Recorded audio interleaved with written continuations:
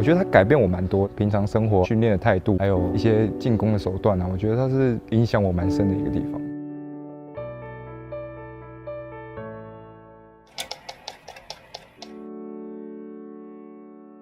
我觉得他改变我蛮多，平常生活训练的态度，还有一些进攻的手段啊，我觉得他是影响我蛮深的一个地方。国璋是这样子，他是永吉国中的球员，他在永吉的时候，相当于他的身体就是成熟，对，应该有点成熟，有点 over age，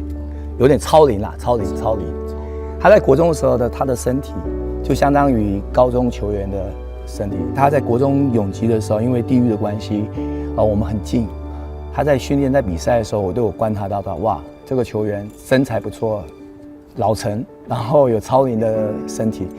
未来体型非常好，所以我觉得他是可以训练的，而且他会有机会打上去。我们因缘际会把他招募到我们松山高中。以前在永吉的时候，就是那时候看着松山，那时候刚好是王教练带领的松山是有3连霸的王朝，那时候，所以那时候对于进松山其实是一个憧憬吧，想要进驻到更强的球队，然后拿冠军的球队，可以向王教练学习到很多东西。我那时候是这样觉得，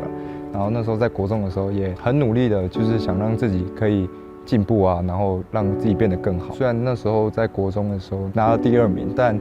我觉得自己可以更好的时候，也是刚好因缘机会下，刚好真的是离松山蛮近，就是一个机会吧。其他学校也有找，但是我觉得我很喜欢王教练的带球的风格。来到这边之后，我觉得他改变我蛮多，因为我在国中的时候是打中锋，3年都是打中，从以前到现在都是打中锋，然后到了松山之后，王教练就帮我慢慢转型，往3号的地方打，甚至到2号。我觉得他其实是在我人生位置改变的时候，改变我很多不一样的地方。那当然，在松山这3年过程当中，他们这一批也很幸运，我们有带去美国打很多的比赛，跟过去小马队我们有做一些交流赛。那人家那些教练啊都非常讶异，哇，这个球员打得非常像 American Style 的那一种打法，也就是说很愿意碰撞，一般台湾球员很少。相对来讲，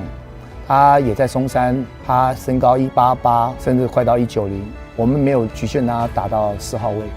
我们让他能够打到2号位跟3号位，当然偶尔可以兼4号位，也就是说 all around player。在这个过程当中，我觉得他是一个很有未来的球员，不管是得分，